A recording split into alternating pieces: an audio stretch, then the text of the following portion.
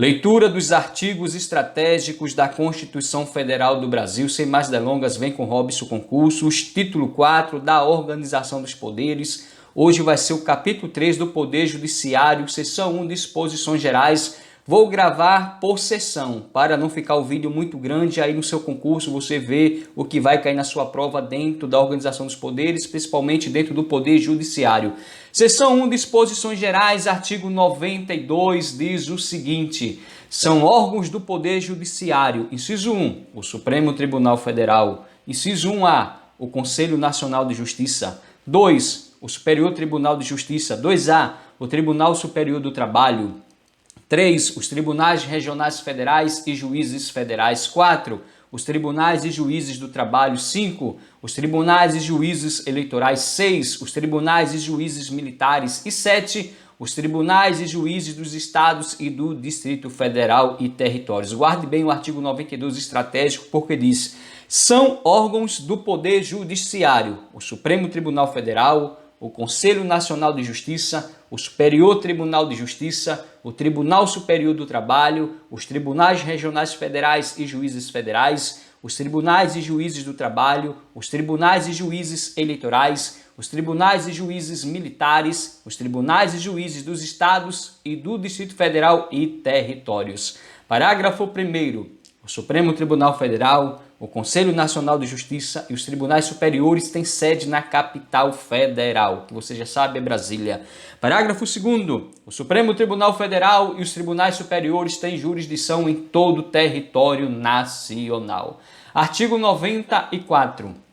1/5 dos lugares dos tribunais regionais federais, dos tribunais dos estados e do Distrito Federal e territórios será composto de membros do Ministério Público com mais de 10 anos de carreira e de advogados de notório saber jurídico e de reputação ilibada com mais de 10 anos de efetiva atividade profissional, indicados em lista sextupla pelos órgãos de representação das respectivas classes. Guarde bem estratégico, artigo 94, porque diz: 1/5 dos lugares dos tribunais regionais federais, dos tribunais dos estados e do Distrito Federal e território será composto de membros do Ministério Público com mais de 10 anos de carreira e de advogados de notório saber jurídico e reputação ilibada com mais de 10 anos de efetiva atividade profissional, indicados em lista sextupla pelos órgãos de representação das respectivas classes. Parágrafo único. Recebidas as indicações, o tribunal formará lista tríplice, enviando-a ao Poder Executivo, que, nos 20 dias subsequentes, escolherá um de seus integrantes para nomeação. Artigo 95. Os juízes gozam das seguintes garantias. Inciso 1. Vitaliciedade, que no primeiro grau só será adquirida após 2 anos de exercício, dependendo da perda do cargo nesse período de deliberação do tribunal a que o juiz estiver vinculado e nos demais casos de sentença judicial transitada em julgado. Inciso 2, inamovibilidade, salvo por motivo de interesse público, na forma do artigo 93, inciso 8º. Inciso 3º, irredutibilidade de subsídio, ressalvado o disposto nos artigos 37, inciso 10 e 11, 39, parágrafo 4º, 150, inciso 2, 153, inciso 3, 153, parágrafo 2º, inciso 1º. Então guarde bem o artigo 95, estratégico, que diz: os juízes gozam das seguintes garantias: vitaliciedade, inamovibilidade e irredutibilidade de subsídio. Parágrafo único. Aos juízes é vedado: inciso 1, exercer, ainda que em disponibilidade, outro cargo ou função, salvo uma de magistério. 2, receber a qualquer título ou pretexto custas ou participação em processo. 3, dedicar-se à atividade político-partidária. 4, receber a qualquer título ou pretexto auxílios ou contribuições de pessoas físicas, entidades públicas ou privadas, ressalvadas as exceções previstas em lei. E 5, exercer a advocacia no juízo ou tribunal do qual se afastou antes de decorridos 3 anos do afastamento do cargo por aposentadoria ou exoneração.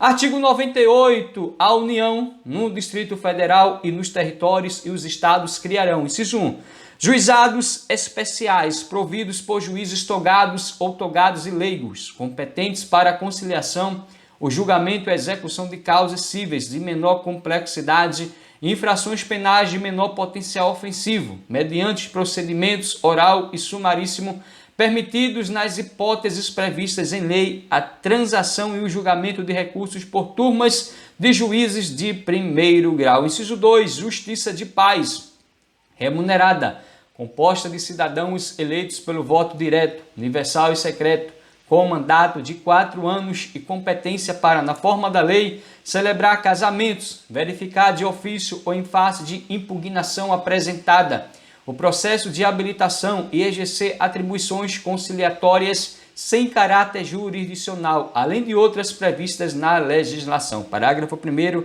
Lei Federal disporá sobre a criação de juizados especiais no âmbito da Justiça Federal. Parágrafo 2º.